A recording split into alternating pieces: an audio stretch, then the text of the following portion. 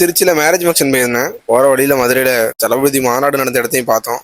அப்படியே அங்க இருந்து ஒரு டீ அடிச்சுட்டு நாங்க லேட்டா தான் கிளம்புனால மத்தியானம் லஞ்சையும் அங்கேயே சாப்பிட்டாச்சு. அதுக்கப்புறம் பஸ்ஸுக்காரர் ஒரு 60லயே உருட்டிட்டு இருந்தாரு. ஒரு வழியா உருட்டி எப்படியே சேர்ந்தாச்சு.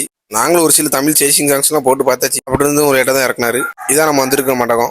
திருச்சியில ஒரு சில வேலைகள் இருந்தால அங்கிருந்து அப்படியே ஜூட் அடிச்சாச்சு. எல்லா வேலையும் ரூமுக்கு வந்து நைட் ஃபங்க்ஷனுக்கு கிளம்பியாச்சு. நம்ம நண்பரும் ஒரே கலர்ல சொக்கா போட்டாச்சு. அப்புறம் அங்கிருந்து மாசா கிளம்பணும் பார்த்துங்க. எல்லாம் பூட்டு கிட்டலாம் போட்டு 1000 இருந்தோம். அப்புறம் எங்களை வண்டி இல்லாத காரணத்தினால் 2 கிலோமீட்டர் நடந்தே போனோம். ரோட்ல வரவங்க ஒரு சில பேர் பார்த்து சிரிச்சாங்க.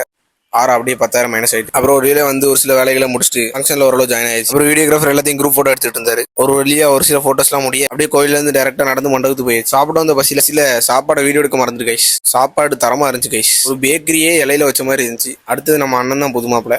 அவருக்கு ஒரு வணக்கத்தை போட்டு அப்படியே கிளம்பியாச்சு. அடுத்த நாள் காலையில பிரஷ் பண்ணி இன்னைக்காவது என்ட்ரி கொடுக்கணும் மாசா ட்ரெஸ் பண்ணிட்டு போய் அப்புறம் மனமான ஒரு சாப்பாடு எடுத்து மாசா 2-3 போட்டோஸ் எல்லாம் எடுத்துட்டு அப்புறம் ஃபங்க்ஷன் எடுக்காரன்ல நிறைய வேலை இருக்கும். அதான் நிறைய வீடியோ எடுக்க முடியல. நம்ம அண்ணனுக்கு கல்யாணம் முடிச்சு 2 வாழ்த்துக்களை சொல்லிட்டு அப்புறம் ஃபேமிலி மெம்பர்ஸ் எல்லாரும் போட்டோ எடுத்து அங்க இருந்துட்டு வைப் பண்ணிட்டு போயாச்சு. அப்புறம் ஒரு வைன் அடிச்சு நம்ம தம்பி கொஞ்சம் ஆசையை காட்டிட்டு ஆனா அவனை குடிக்க விடல.